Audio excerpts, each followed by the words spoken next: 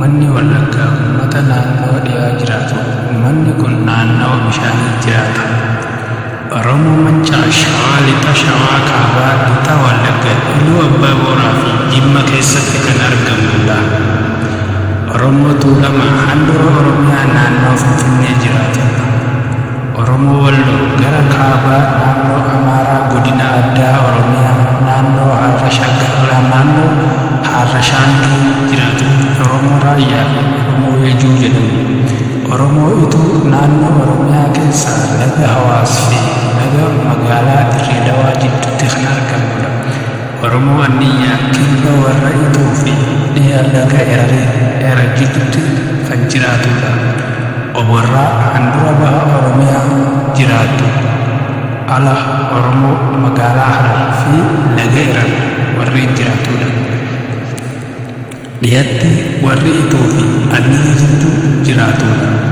Oromoo Noolee magaalaa Dirree Dawaa bahatti kaaba magaalaa Erer naannoo kanatti kan argamudha.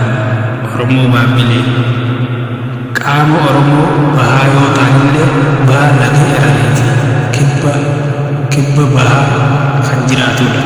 Oromoo Jaarsoo Harargee bahaa gara bahaatti kan argamudha.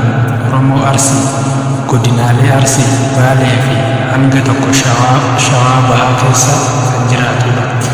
Oromoo Booranaa kibba Oromiyaa fi kaaba Keeniyaa gidduu kan jiraatudha. Warra Iluu laga Hawaas fi magaalaa Dirree Dawaa jidduu jiraatudha. Oromoo Gujii qaama Oromoo kibbaa jiraatu yoo ta'an ollaa Oromoo Booranaa kan jiraatudha. Shariifa laga Hawaas fi magaalaa Dirree Dawaa jidduu kan jiraatudha. Uummanni Wallaggaa uummata naannoo dhiyaa jiraatu. Uummanni kun naannoo bishaanii jiraata.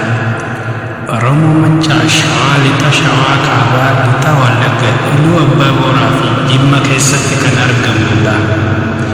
Oromoo Tuulamaa handhuura Oromiyaa naannoo Finfinnee jiraatu.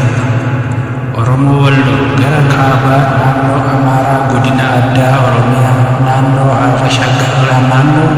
Harra Shaangii jiraatu. Oromoo Raayyaa fi Oromoo Weejuu jedhamu. Oromoo Ituu naannoo